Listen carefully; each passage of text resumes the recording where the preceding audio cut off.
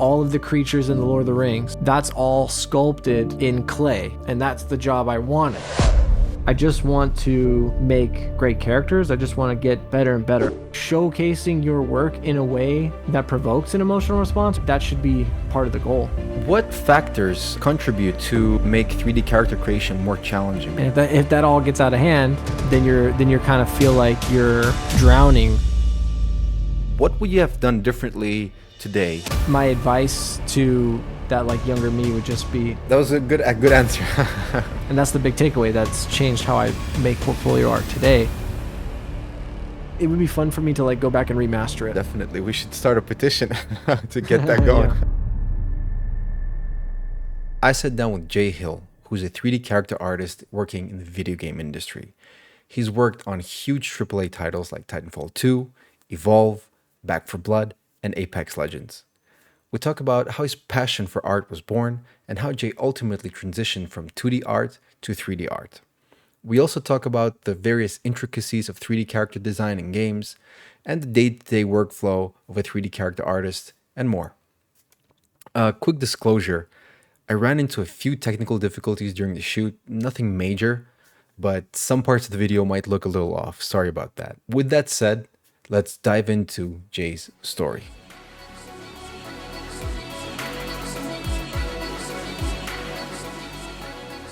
Jay, I'd like to actually start, all the way from the start of your journey.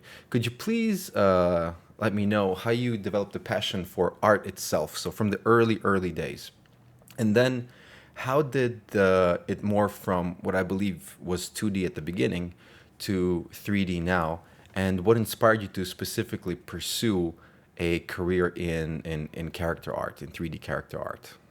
Oh, cool. Yeah. Well, my memory of art goes back, as far as it goes. I'm an only child, and both my parents did art, not professionally, but they did it, so they encouraged me, I think. And I remember my dad, continuously telling some story of when I was really young, that the only time I would sit down is if I was and stayed still, was if I was drawing on something. So I think they probably also give him a break now that I'm a parent. I get it. So yeah, I think they just fostered it and tried to normalize it and everything. So I just was always drawing is definitely how it started. And then also, my dad is like a enthusiast with Apple computers. So he would buy them, and he would use them. He was a math teacher. So he would use them to create some art himself. And then he would create documents for his job. So anyways, he was just enthusiastically purchasing them every few years. And then I don't know if he gave me my own or a hand-me-down or whatever, but when I was 5 years old, he gave me my own little computer in the room that he was in. And I vaguely remember it was on a tiny little kid's desk and everything. And he let me just poke around there. And there's software called KidPix, which is the little baby version of Photoshop or something like that. Mm-hmm. So I was left free to dig around and make stuff with the computer. And nice. I feel like I've really been just continually doing that up until now. So that's what I'm doing. That's what I was doing before I jumped on here with you. So yeah, I was drawing and making stuff with computers. I never really took it super seriously. It definitely was kind of one of the attributes about, my memory is in all the schools and stuff. I was the person that would draw, and people would say, you could become an artist or work at Disney or something like that. Mm-hmm. And it didn't seem like that was a real thing. So yeah, I never really thought of it other than just doing it for fun and instead of doing homework. And then the thing that really got me, I guess, the turning point for me, everyone has some moment, was mine was definitely from movies. Like everyone else, Jurassic Park was a big influence. Mm-hmm. The behind the scenes on the VHS tape was, I still remember, and how cool that was to see. And then Terminator 2. My dad's also kind of, in retrospect, my dad is this geek. So cool that he showed me this stuff in retrospect, because now that I'm in the industry, it's definitely a type of person. And on his own, he kind of found, you see the poster behind me of Aliens. Right. So he showed me, Terminator, Aliens, all that stuff, just because he was really excited about it. So That's anyways, I awesome. don't know. Wow. Yeah, I don't know how I got to that, but anyways, that was super exciting for me, like a lot of people. And then it was really Lord of the Rings that got me at the right time. I think I was a freshman in high school, or I was in eighth grade or something when the trailer came out, and I even just remember the trailer. So anyways, I excitedly went to the movies, and then it was Golem that really cemented like my obsession with 3D characters. I see. Yeah. I mean, I was kind of always like really into VFX and learning about it and stuff, but that's kind of the thing. And then since then it grew, lots of awesome digital characters from there. So it really did start in movies, and in high school I wasn't sure what I was going to do. And then I think I kind of thought that I could go to school for games. I don't know how I did love games. I didn't get into gaming till later, when I finally got, like a console of my own. And I definitely have like great memories of a few games that I was super, super into. But at that time, the gap was big. The like making Golem or Jurassic Park was still on this pedestal, and games just didn't seem like that level. People, you weren't equating it to that. Games were really fun and they were more achievable, because the quality of art was just so limited. And maybe that's why I went to school for there. I remember thinking that like maybe I could move on to movies or something afterwards. Was kind of my loose plan, because I didn't know how to go to school to learn how to make digital characters, But this was kind of a way to do it. But anyways, like fortunate for me, while I was at school, I got really into it. I had been dabbling with 3D modeling in high school. A teacher turned me on to it. And then while I'm in college, like ZBrush kind of hits the scene. Normal maps and stuff hit the scene. I don't know if people understand what I'm talking about, but like graphics got better. Like Right. the new consoles came out. Gears of War came out. People probably know that. So Gears of War came out, and that was a totally different thing. And then I still have the art book here, like the artiste book and the expose books would come out, and there was a big spread, and you could see the models from Gears of War, and it was on another level. It was insane, and it, I think that's where it turned, where I just kept on the game path, and I've been on there ever since. Like things just keep getting better, and really it's like it's been a continuous like new frontier. And I've been kind of riding that wave and enjoying it ever since. I feel like I did get to meet some really cool people from different VFX houses and stuff.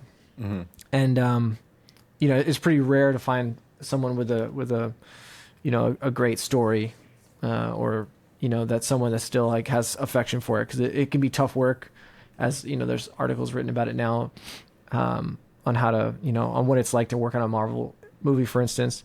So it's not as fun as you might imagine, and that comes with its own pressures. But when you're working in games, depending on the game, you as an individual artist could have a little bit more input, a little bit more creativity, because even though the budgets can be big with these AAA games, it's just different than these big tentpole movies, and the turnaround's not as fast. And anyways, yada yada. You get to own more too. Like with a game character, someone like me, like the role that I have being a character artist, I get to model the character, texture it, like really put it together. And so when it's running around in the game, I feel like, an extra sense of pride, where when you're working on a movie, you may be given like a ton of awesome reference, maybe a 3D scan, and then you would just model it. And then it would go to someone else to do something else. And sometimes too, the clothing is made by someone else. So it's much more specialized. And so I personally find it a lot more rewarding too, to be able to make more of the character. So anyways, long story short, I've just been enjoying it ever since. Wow, then that's really an awesome story, actually. And it's wonderful to hear how it all kind of originated from your father and how he put the passion into you. That's wonderful, actually. And also, you, in a way, we're kind of lucky to have appropriate teachers along the way to kind of guide you a little bit and teach the right tools and stuff. But it's really interesting how it basically started from something you love and as a hobby, and you literally continued it all the way into your professional career. That is wonderful. Very rare, but very A wonderful story. Were there any mentors or individuals who played a significant role in shaping your career? Perhaps people who you learned from along the way, and if so, who were they? No one immediately jumps out, but I'd say no one immediately jumps out as a singular mentor. And I hope I don't offend anybody. but but really, what comes to mind is just so there was this sense before I went to college. I was super interested in this thing, this 3D modeling thing. And then it felt rare to like understand that like Spider-Man was a 3D character, like flying around. Like I even remember, I still think Davy Jones from Pirates of the Caribbean, the second one, Dead Man's Chest. Right. I think that's a digital character that's like in the pantheon still to me. And I remember watching that movie with friends and then coming outside and then like, not immediately, but like later, when it dawning on them, they're like, how did they do that? Was that like crazy makeup? Like they didn't understand what it was, So anyways, it just felt like a niche thing. What I'm trying to say is I was on the internet, on forums. And so like forums, the little niche community, tutorials, sharing information, that made a big impact on me. And that's why I do, in addition to working, in the game industry and everything, I also make, videos, and I try to share information. I try to like contribute in that same way, Right. To that kind of sharing information, because it's just people spread over the world that are kind of distant from each other. And so it wasn't until college that I met other people that had the same passions, which was really fun to be able to actually talk to them, and we'd be into the same things and stuff. So I definitely had a lot of contemporaries along the way. That definitely motivated me, and I could, our passions fueled each other. And so, and that was great. So I have fond memories of people I went to school with that I've gotten to like work with along the way. Still a really close friend I met at my second job. And we geek out and talk about it all the time. So we're like fueling each other's fire, but I never had like maybe an older figure or a figure that's just ahead of me. And that sort of thing. But those people were online, so seeing their work, getting tutorials, watching Gnomon DVDs, that's how I would do it. And then later when I got some money, I would take classes like from Simon Lee, who's great. Chris Costa.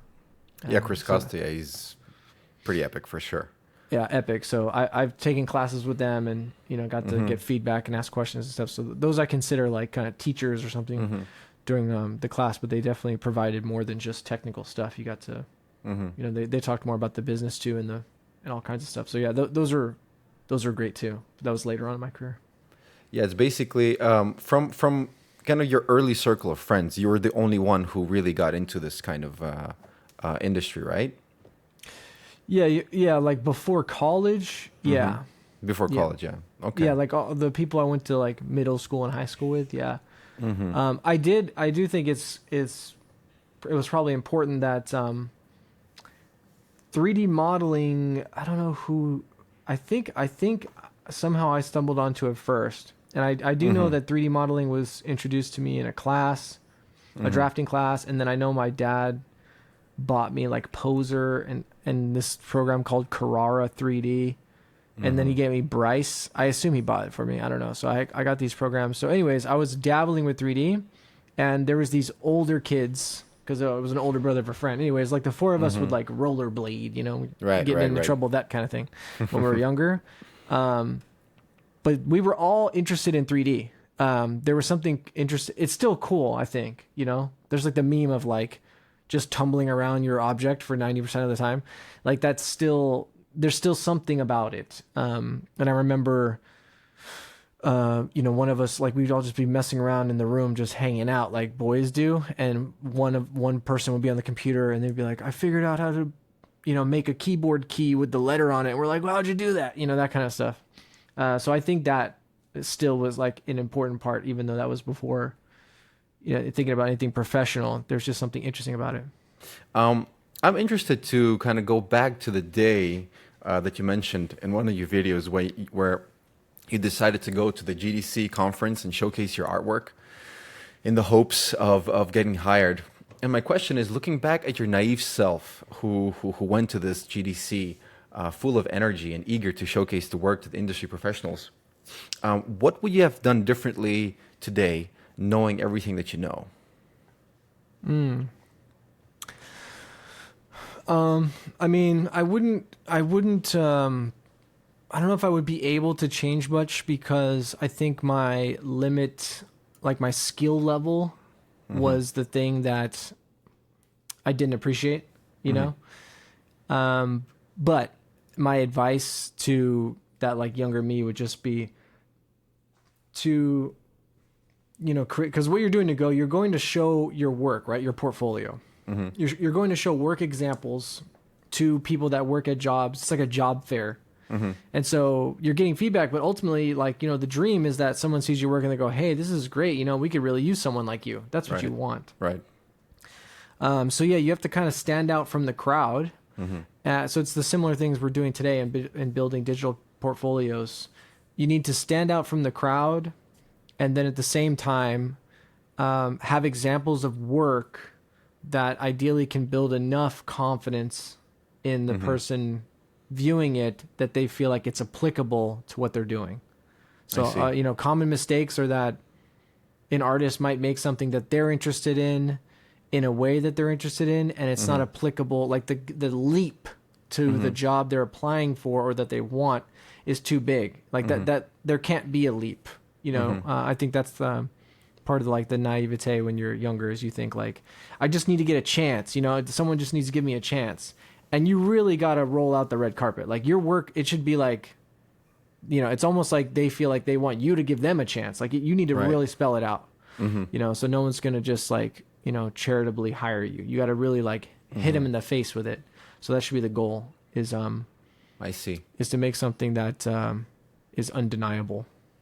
So without necessarily, thinking that, if I get this job, I will show them my full capability. You have to rather show your full capability beforehand and expect a certain outcome, right?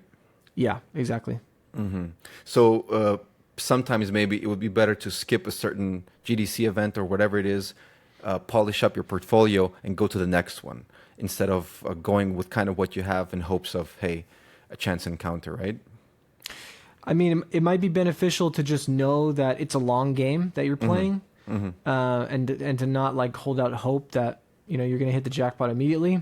But I would go to all of them because, you know, when I did go, I didn't get a job, but I got useful feedback that changed, you know, that kind of reoriented my direction. So that was extremely useful. Meeting other people there, you know, you could meet a company you didn't know about.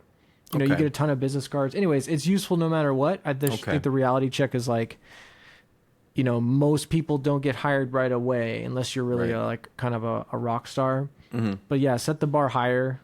Yeah, and again, just try to make it so that your goal should be you're making work examples that are just undeniable. That you know, another way I put it is like you're selling yourself. Understood. So you really need to sell it. Understood. Okay, that makes perfect sense. And then to continue that question, from your professional standpoint today, what do you think was in the portrait that caught the attention of the Ubisoft professional? What do you think was that thing that really got his attention there?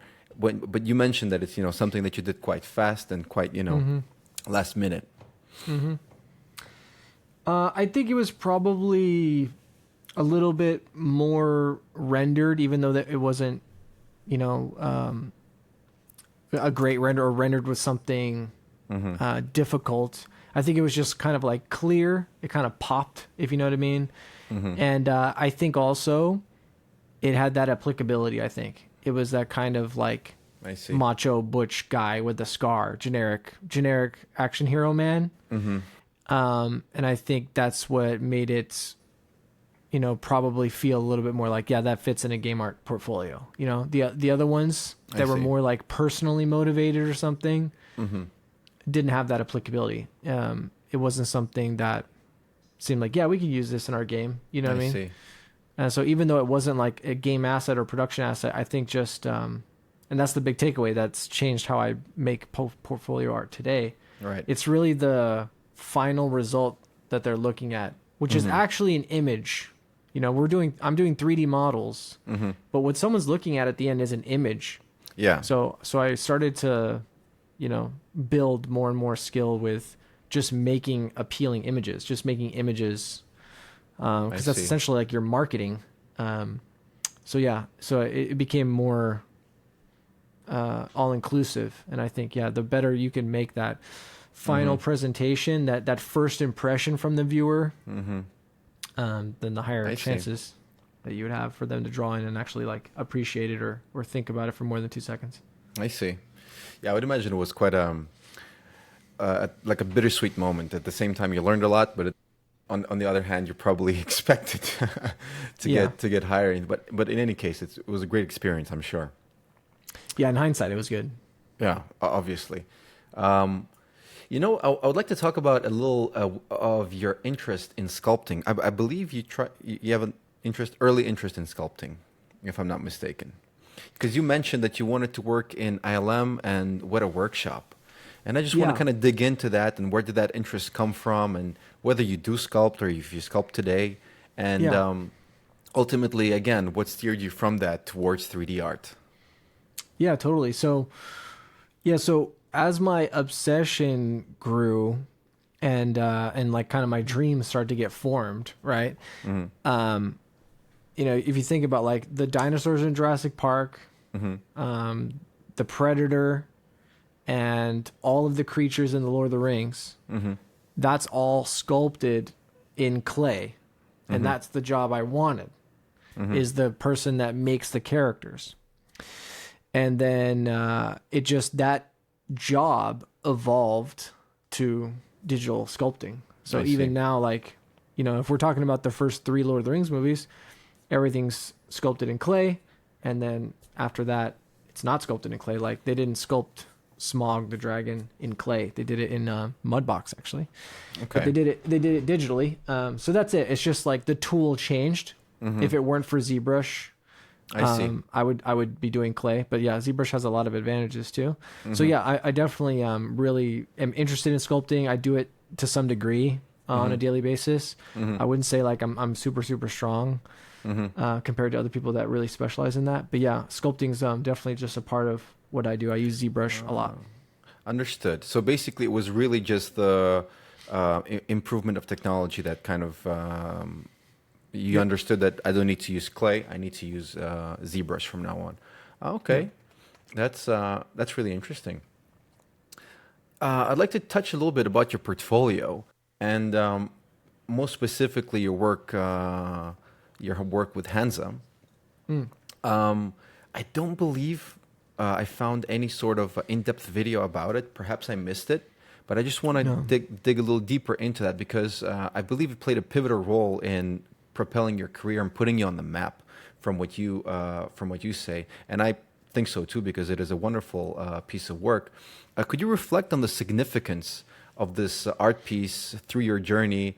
Did you anticipate such a remarkable impact in the career that this piece had? And considering that it was not really a game art, as you say, it was more of a, let's say, personal project of yours.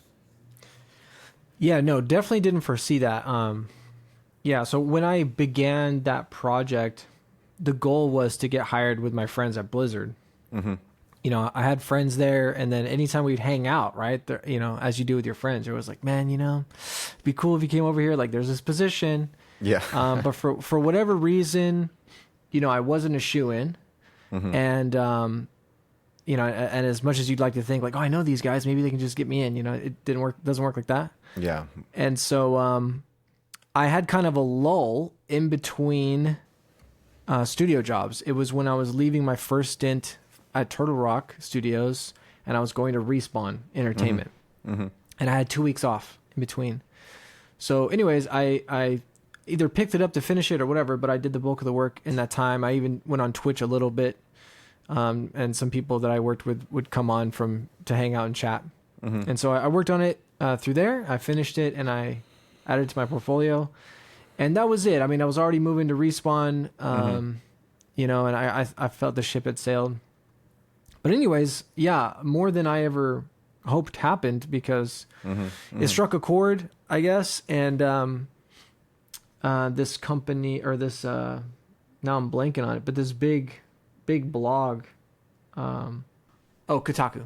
Yeah. Oh, okay. Wow. Yeah, so Kotaku ran it, and it was on there, and so someone came to me and said, you know, like, I saw your work on Kotaku. That's crazy. And it was shared around the studio. Oh man. And awesome. so like, you know, it's unbeknownst to me. I was like, oh, that's cool. And then for some reason, ArtStation put it on their top row, like the top bar. Really? Oh, And wow. I don't even think they do that anymore. So like it's like for weeks, it was up there. Awesome. And yeah, so I got the most attention for that. And as you say, it wasn't anywhere near a game art production model. It's not something that you would use in a game. So it's hard to even explain to people like what it is. It's really just kind of a 3D illustration or like a model or whatever. But because it was the subject of it was, you know, a popular video game character, Yeah. it didn't matter. People you know, resonated with it regardless. So that again changed it, where like it felt that was my kind of first dabble with quote unquote stylization, just doing something that wasn't supposed to be realistic, and I was playing around, having fun. You know, it wasn't based on a concept. It was just like the concept was Hanzo, the actual character. Yeah. And I was just gender bending it and making some tweaks. So it was fun. You know, I was kind of going off my own, you know, the beat of my own drum on what exactly I wanted to do. And then the final product was this, you know, I didn't do all the things that I get paid to do, which is like a lot more tedious work. I just like made something cool. Anyways, because it did so well, I thought that was the moment where I was like, okay, I'm not going to just make game characters at home for free anymore. I'm just going to have fun and make stuff that I want to make. Oh man, that's awesome, truly, and it really is a wonderful piece of work, definitely. Could you just clarify for those who don't know, briefly, what differentiates between a game asset and a non-game asset, like what you mentioned?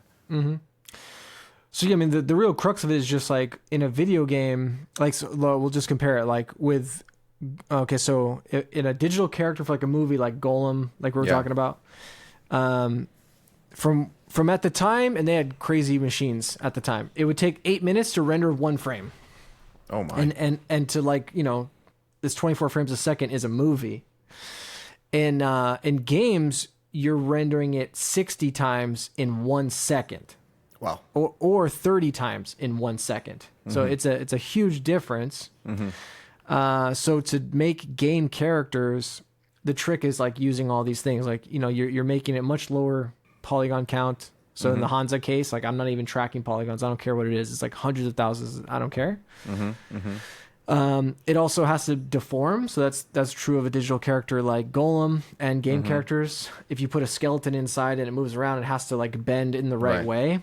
And again, I'm not paying attention to that if I don't have to.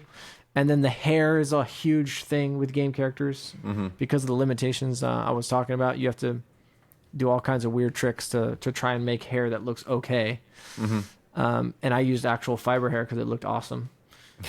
So yeah, I just okay. Oh, it didn't UV map it. You have to do some preparation on your models to like apply textures or the colors to it. And I didn't do that either. Understood.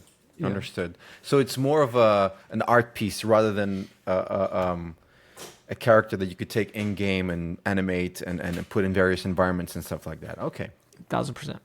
Now I also have more of a clear vision as to the difference between the two. How important do you think is continuous learning for a character artist, and especially in such a competitive and rapidly evolving industry? Because not only is there a vast amount of talent out there, but also, you know, due to the speed of technological improvements that's happening, you know, practically on a daily basis, what are some of the ways that you stay up to date with the latest trends and techniques? Well, yeah, I just think it's probably a good practice in life to just always have like a student kind of mindset about things and just keep learning. I think that's probably just a good way to live life. And yeah, when it comes to my career, that's been useful. Um, and I don't really have a strategy other than I try to keep it simple, like the drive. The Mm-hmm. drive is simple. I just want to make great characters. I just want to get better and better. Mm-hmm. Mm-hmm. I feel like the dreams like outreach my grasp still, and I always have. So there's Mm-hmm. like something that I'm just always going towards. So when new technology comes out, like when Unreal Engine drops a new thing, Mm-hmm. or software gets better, or a GPU is like you can render 4 times faster now, Mm-hmm. I'm just like, oh, and I get excited because it's like a new thing that's helping me get a little bit closer Mm-hmm. to the stuff that I hope to do, right? So that's kind of it. I'm not like, and so I'll watch like the live stream and the keynotes, and I subscribe to email lists and stuff because I'm interested. It's Mm-hmm. not something where I feel like if you're a doctor, you might just it's like part of your job or something Mm-hmm. probably. Mm-hmm. Whereas this, I feel like if I wasn't getting paid, I would still be doing this. So Mm-hmm. I'm more aligned with my professional job. Mm-hmm. So yeah. Mm-hmm. So for me, it's just following my interest. Okay, that's really interesting. As a 3D artist, how often do you breathe life into characters, um, and add a bit of your own touch into what previously was more or less preconceived by a writer or another concept artist? And can you recall a moment where you felt perhaps a little frustrated with the whole transaction? Um, and how did you cope with that? Yeah, I mean, ideally, we always would get to influence it in a way, Mm-hmm. and put a little bit of ourselves into it. Mm-hmm. And I think that happens for the most part. It depends on the studio and like the setup and how they want to do things. Mm-hmm. But I've been fortunate where like the majority of my career, there's like a little bit of a gap between the approved concept and then the final model. So there's some still like interpretation I need to do Mm-hmm. and some execution. So some parts of it I feel like a little bit of ownership on. So I feel like I see. part of the team.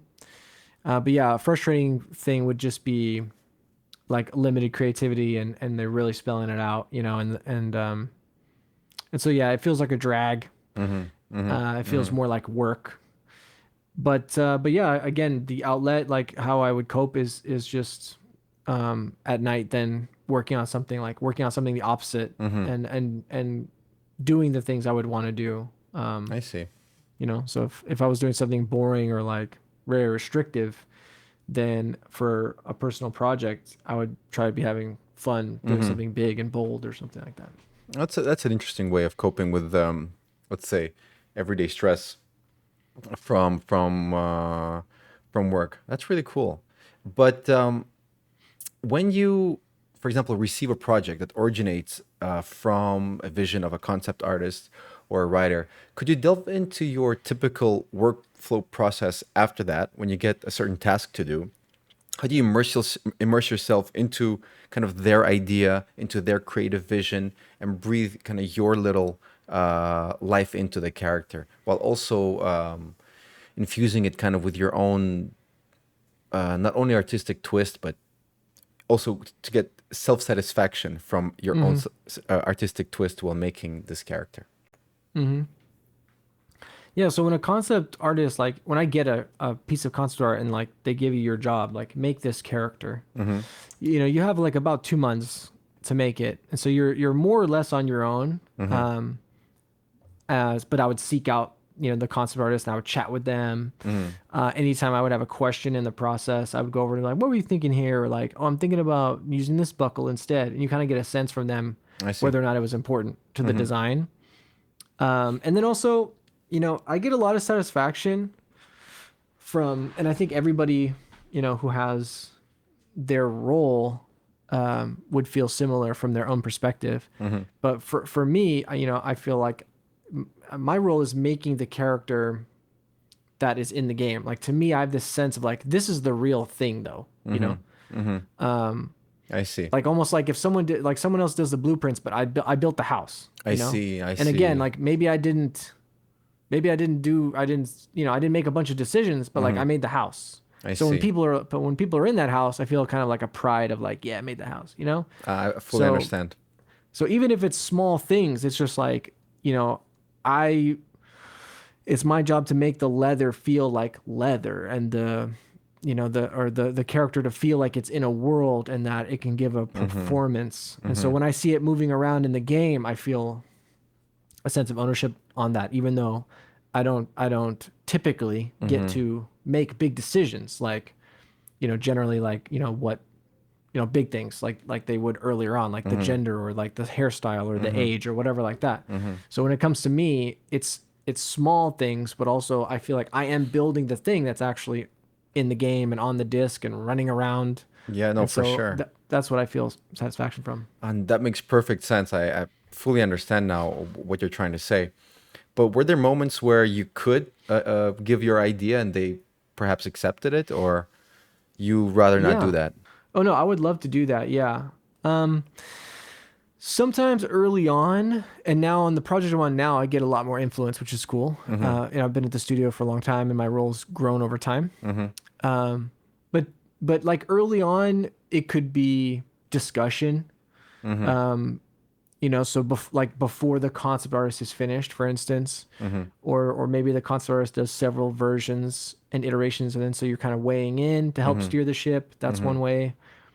I contributed like what the style would be of the Back for Blood human characters, the heroes, Okay. and so that was a sense of satisfaction that's typically outside of Mm-hmm. the role of a character artist, just a normal character artist. So Mm-hmm. that was great. But yeah, ultimately, like those types of like bigger influences, more ownership, more responsibility.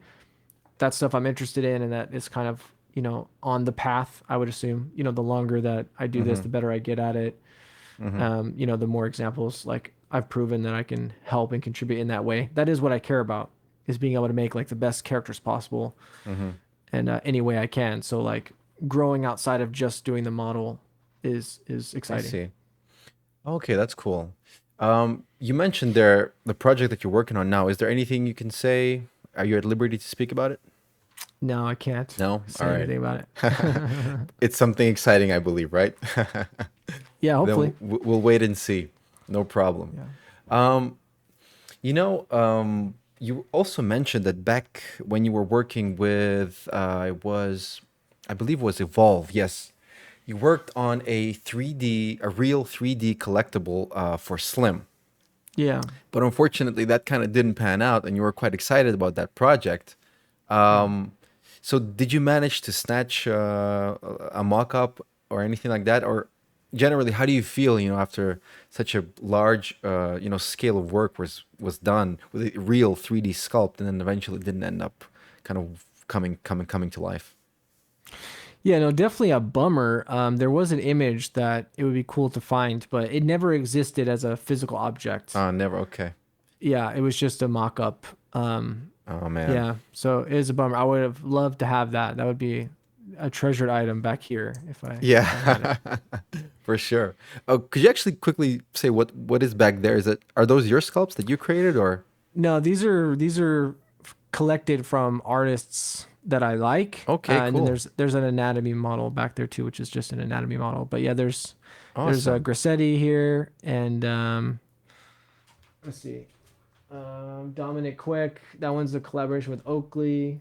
This one's by a guy named Monster Papa, who's sick. Oh, That's fantastic. Eris Colacantis. And then I have a couple too from like Titanfall and Apex, Cool. like games I worked on. And there's some characters that I made like for games Mm-hmm. that got turned into toys and Ah, stuff. that's So so cool. I have them too. Yeah, Oh, that must be a cool feeling as well to get those toys. it's pretty cool. You also mentioned that when you were given a choice to choose between the characters from Apex, you kind of specifically went with Wraith Hmm. because you said you liked that character. Could you kind of dive into that, and what was it that lured you to work with that character specifically? I think I just have a personal preference of like the edgy girls, like the alternative I girls. see. And she seemed like an outcast and stuff. The concept artist, Heath, Sordawa, I think his name is. Mm-hmm. I always mispronounce it. Sorry, Heath, if you heard this. I think it's Rodawa. He did an awesome, painting of her, not just in the typical concept shot, but Mm-hmm. also a still life of like a day in the life kind of thing. Mm-hmm. So I felt like I got the vibe, Mm-hmm.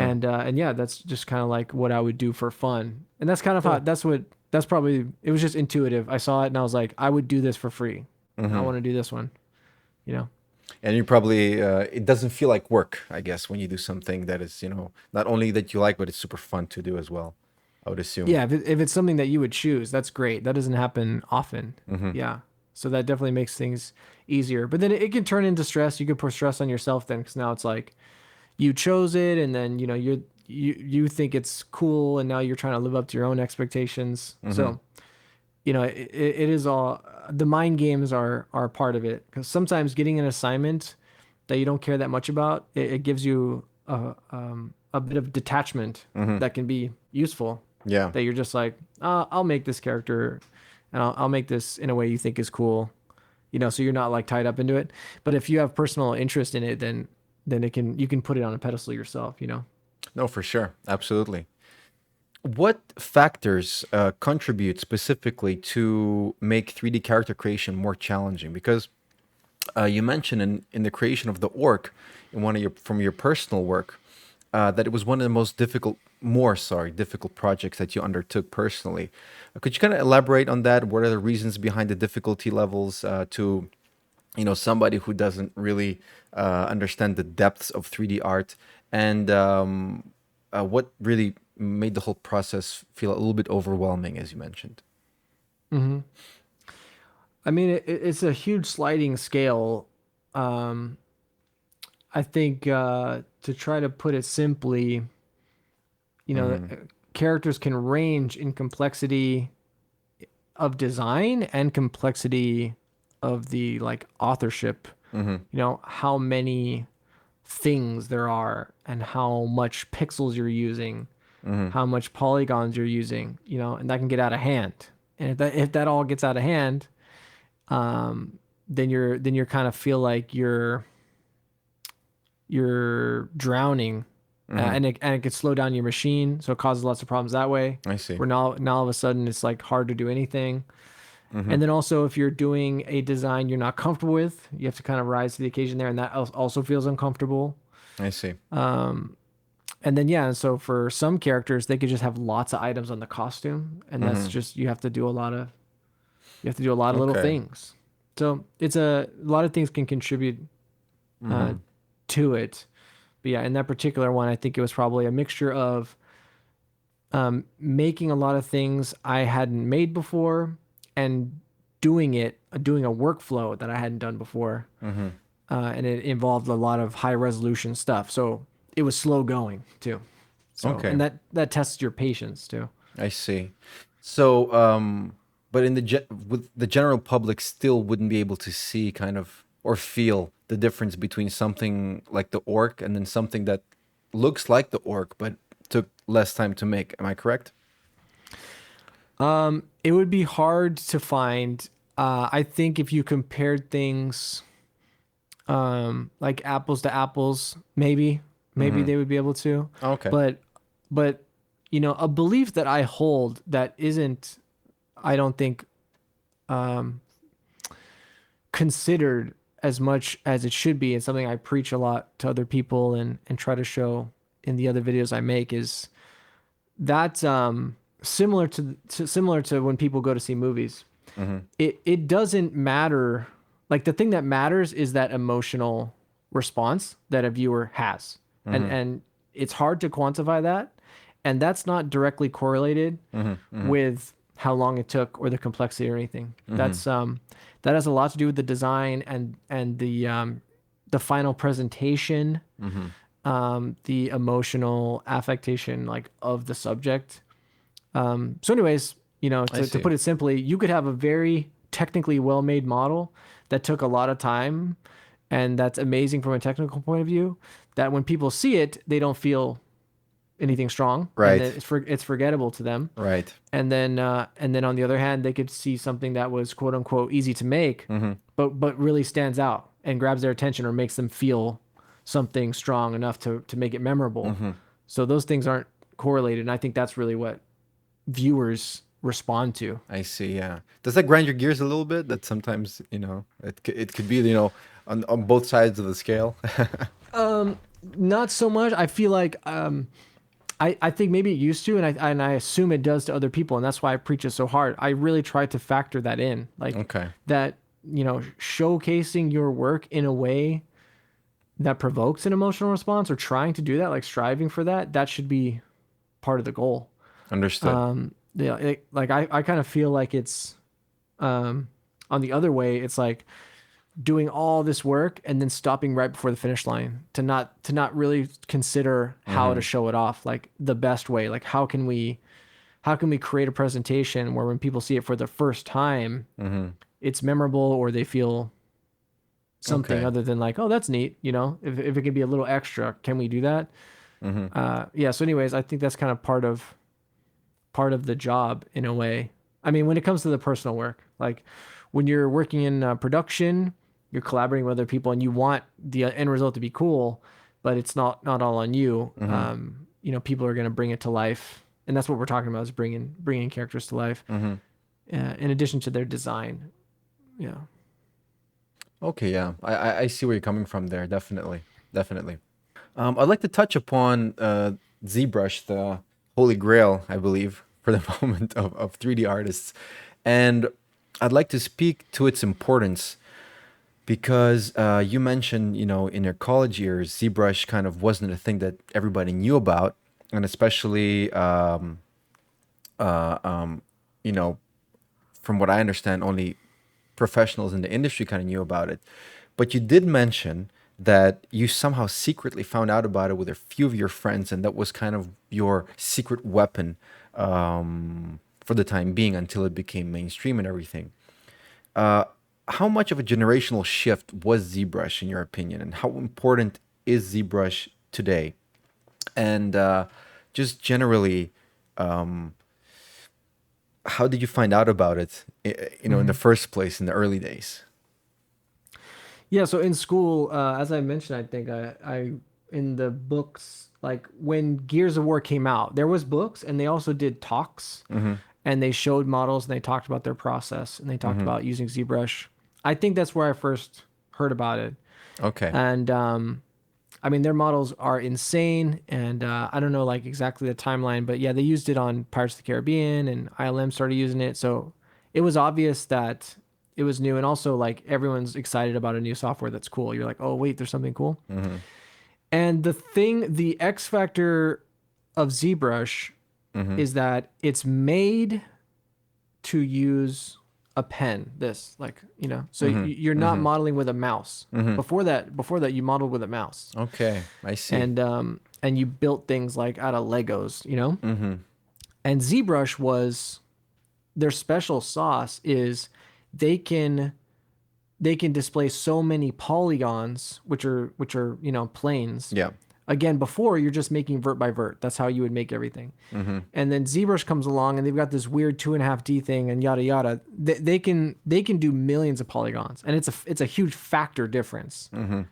Okay, and so they can do so many polygons that they could create an application where the modeling is like it's clay. Yeah. And so now you're like, Yeah. whoa. So you're not doing point by point anymore. Mm-hmm. You're doing this like sculpting kind of thing. Mm-hmm.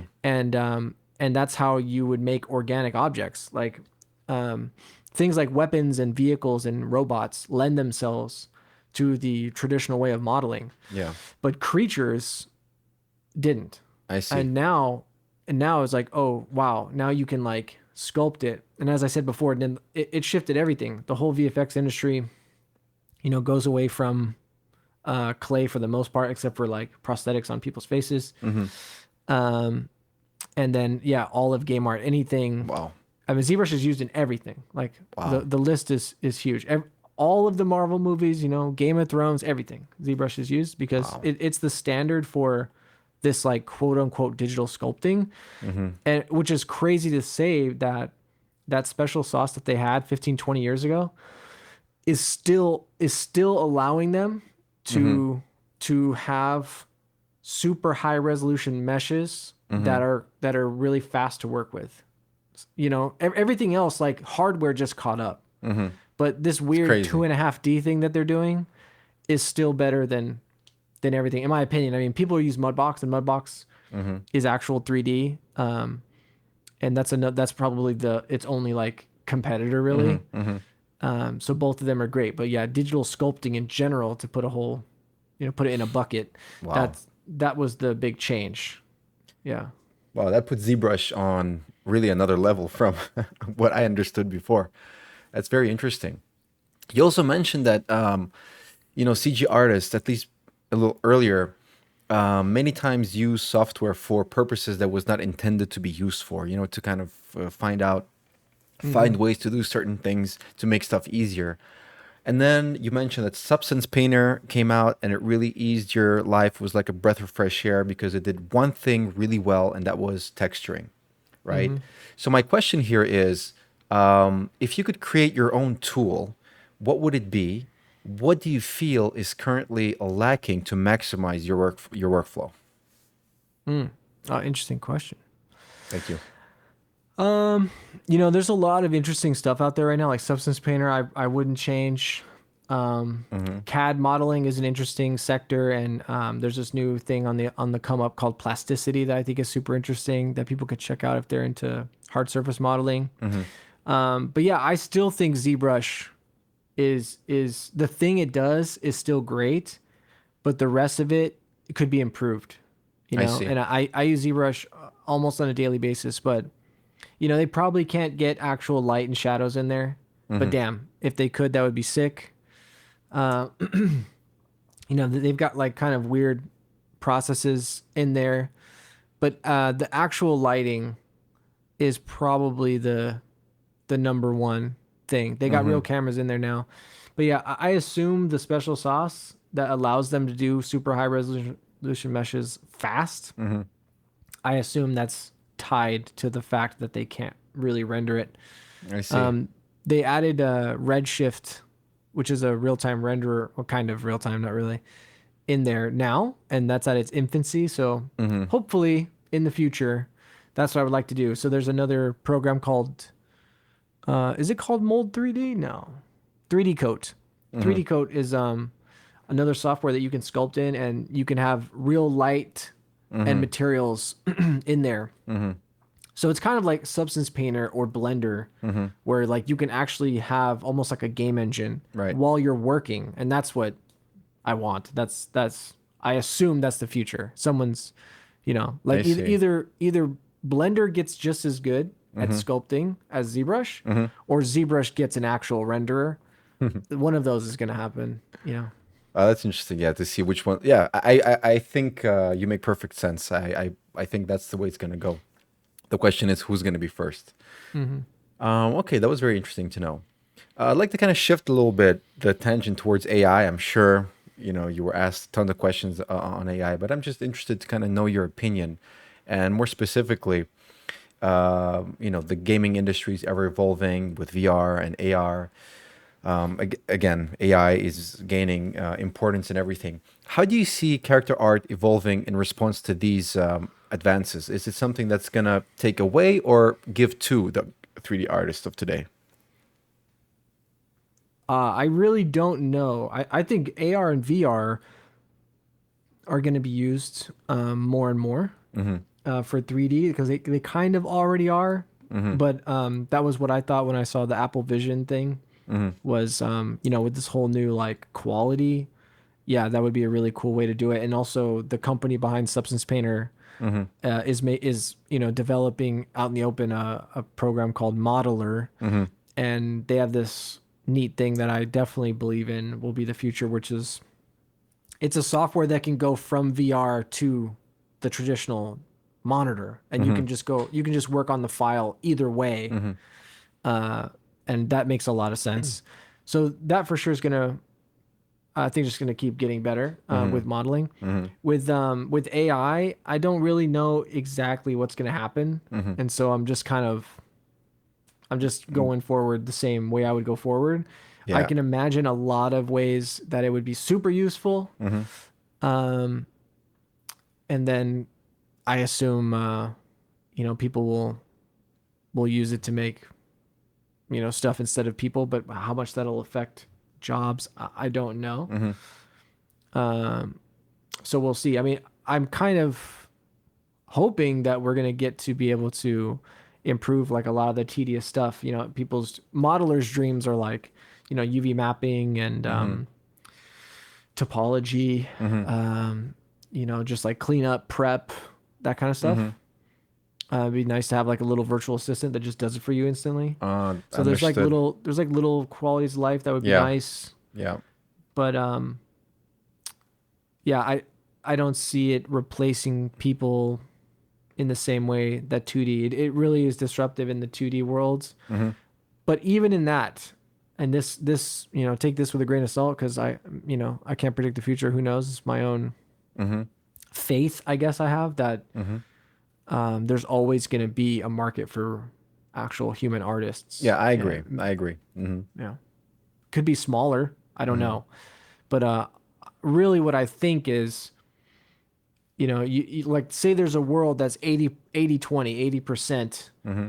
uh, AI made art instead of people, Mm-hmm. and just 20% of art that we're seeing is humans. Mm-hmm. I think a huge chunk of that 80% wouldn't have been making art regardless. Like AI Mm-hmm. is just enabling I them. see. They're like, oh, I can just do this. I'll do it for fun. I see. So it's not that 20% is probably relatively the same amount of people that would be paid to make art I see what you're saying. anyway, I is what I'm see. thinking. Mm-hmm. But again, like predicting Mm-hmm. the future is impossible. I don't know. Yeah. Yeah. No, but I agree with you in this sense. I think you have you make perfect sense when you're saying that. I still think that the human touch will be necessary and will be worth all the money that it is worth, no matter how good the AI is. But that's again only our opinions. Yeah, we'll see. So, as a seasoned character artist with a very impressive track record in the gaming industry, and you've worked on great not great but really big titles and amazing characters. What were your initial expectations of your level of success when you first began your professional career? Looking back at yourself today, do you believe you have underestimated yourself and your own potential, or perhaps overestimated yourself from where you are today exactly? Um, I've thought about this sometimes, and Mm-hmm. I can't really remember what I was thinking. I really do think I had the luxury of not considering like financial success at all Mm-hmm. at my age that I was, and my dad. I was lucky also to have a dad, parents really Mm-hmm. that were encouraging. But I remember my dad telling me to just find something I loved doing, and then the money would figure itself out later. Mm-hmm. And I just kind of believed that. Again, it was just faith. I was just like, I want to make digital characters. Mm-hmm. And the closest thing I can remember as being like a goal or a target was when Uncharted, the first game came out. Mm-hmm. Drake in there, it just like, here's this like hero Mm-hmm. of a big game, like Mm-hmm. almost like the main actor in a movie or something. Mm-hmm. And I thought, I want to do that. I want to be the guy that makes that, you know? Oh man, wow. So that's kind of what I guess if I had a North Star was. Mm-hmm. And that never came true. But I think my experience on Apex Legends kind of was like a surrogate to that. Mm-hmm. Mm-hmm. And I'm happy about how that all went down. Like, I've heard stories about making a character like Drake, like making a main character. You got a lot of pressure on you Mm-hmm. from the studio, from everybody. Like, your $150 million game is riding on this guy not sucking, and you're like, Oh oh my my. gosh. And so a lot of people have a lot of opinions. Anyways, so what was cool about Apex Legends is when I made the characters, it was very low pressure. Mm-hmm. You know, they weren't taking it very seriously. Mm-hmm. And then later it became well known, and so people think it's neat that I made those characters and it's Mm-hmm. important to them. Mm-hmm. And but when I made it, I didn't have that baggage. I was just like making characters, and then it Mm-hmm. turned into something without me. Like talented people made a thing. Mm-hmm. So it was interesting, and in a way that satisfied that itch that like, I've seen those characters out in the world randomly. People have a strong response to them, and that's what I wanted. I wanted to make characters that people could love and feel, that a little bit bigger than just a character, and back Yeah. then it was really only these like kind of story driven games. And it wasn't until the hero shooter Mm-hmm. genre got big Mm-hmm. that a game like Apex Legends could exist. Mm-hmm. So similar like Street Fighter or something, Mm-hmm. where these characters are distinct and they have Mm-hmm. names and they have, some kind of backstory, and people can like have favorites and stuff. Yeah. And so I'm happy about that. I think that's pretty cool. Oh, that's wonderful. Yeah. Yeah, that was a good answer. Very inspirational. Um, this is a question that I was very interested to ask you. Considering the historical significance of various iconic artists like Monet and Michelangelo, just to name a few, because Hmm. there's many many more. How does digital art, in your opinion, fare in terms of cultural impact and artist relevance today? Could there be artists today working in the realm of 3D character art who possess a comparable level of talent and innovation to these artists of the past, but the 3D artists of today yet remain relatively unknown and unacknowledged to the general public? Hmm. Absolutely. I mean, people are the same. Mm-hmm. So it's the same brains, Mm-hmm. Mm-hmm. solving problems and growing. Mm-hmm. It's just how that manifests. And I think, kind of back to a point we had earlier, Mm-hmm. I think it's just more intuitively human to acknowledge a sculpture or a painting. Sorry, I see what you're clear saying. my throat. No worries.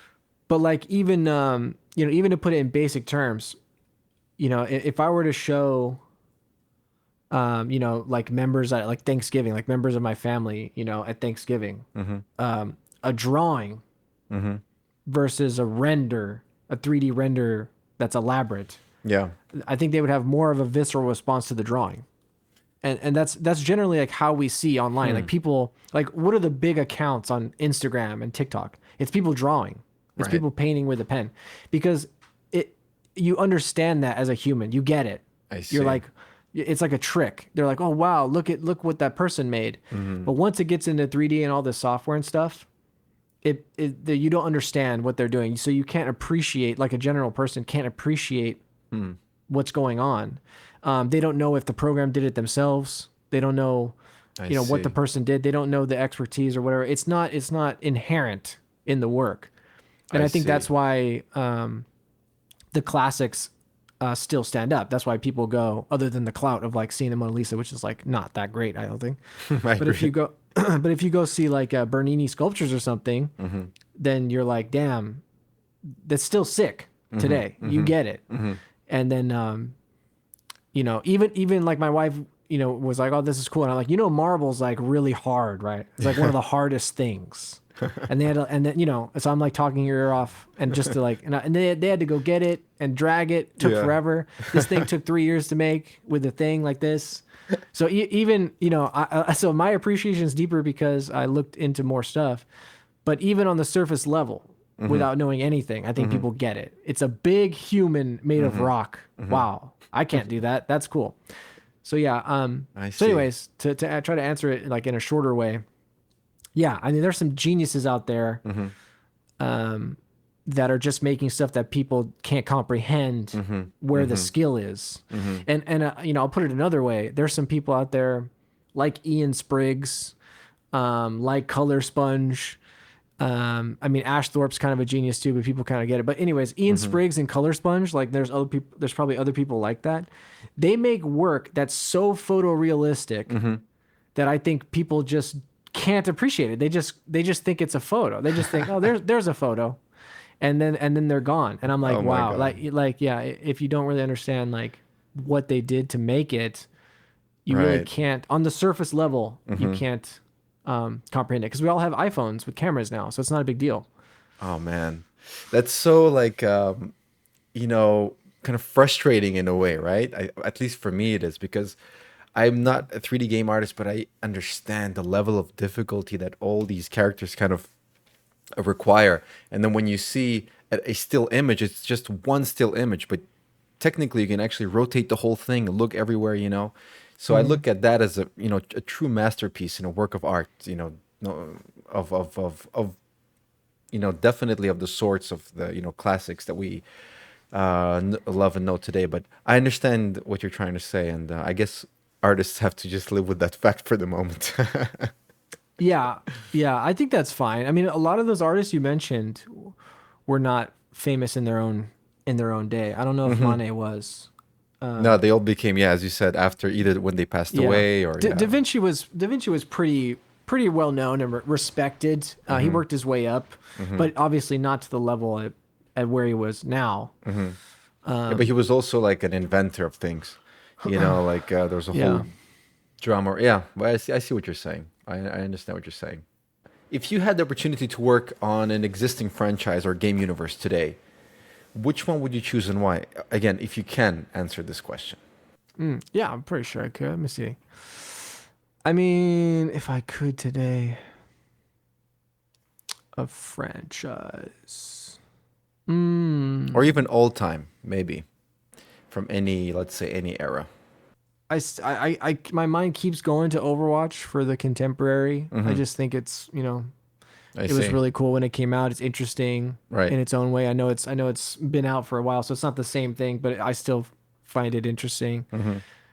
Um, and then yeah, of all time, I mean the stuff that made a big impression on me was like Quake 3 Arena, Oh God, yes. and Unreal Tournament a little bit, but Quake 3 Arena is cool, and I really got into that, Hmm. and like later on I was kind of like a grouch about like when Halo came around and people were playing it. I'm like, yeah, you guys don't know about Quake? Like this is just like Quake, guys. And they're like, I don't know what you're talking about. Shut up. But yeah, Quake 3 I think was ahead of its time. Like we just talked about hero shooters. Hmm. And so it would be fun. It would be fun for me to like go back and remaster it. I think they did, or they maybe they just did it with Unreal Tournament, Hmm. but Quake has all these really interesting characters, but they don't really like. It was really cool what they were doing. They have Yeah. like different sounds. Yeah. One of them is an eyeball. Like they have different animations, and that's called an arena shooter. Obviously, Hmm. it's got Quake 3 Arena in the name, but Overwatch is also an arena shooter. So Hmm. Overwatch is kind of this modern version, and Hmm. but the style is interesting, but it's not like what I would choose. And Hmm. again, like Quake just made an impression on me.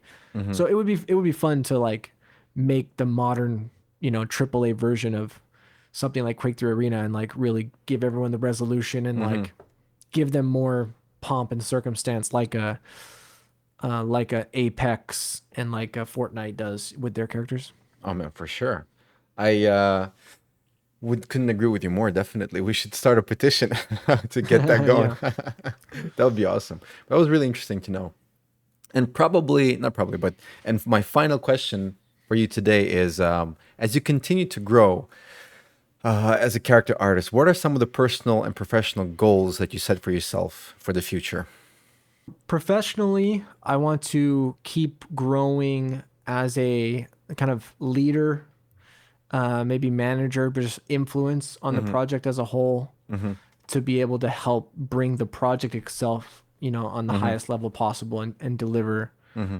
from that point of view. So a little bit higher level than just modeling. Hmm.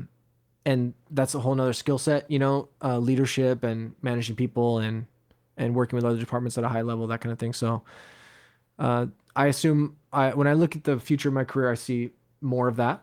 Hmm. And then personally, yeah, I want to bring characters to life and tell stories. Hmm. I want to like write and invent characters and bring them to life in like Unreal Engine and make like digital shorts, Hmm. like little narrative things just Hmm. to satisfy all those interests that I've held on to for so long. And just the idea of creating like digital characters and short films like in your own home Mm-hmm. is exciting. Oh, that's cool. Where Yeah. technology is today, it's like just so exciting that yeah, I want to do that for fun. Oh, well, Jay, thank you so much for taking the time to speak with me today. I know we had a few technical difficulties, but thank you for sticking with me and overcoming all those things. It was really interesting and insightful to speak to you. Now I know a little bit more about not only yourself, but also about the game industry from a perspective of a 3D artist, which is very interesting. Um, Hope you grow, as you said, in your career. I wish you nothing but the very best. I want to see more of your Thanks, dude. work, and I'm excited to see what that new project is. Maybe soon we'll see what that's going to become.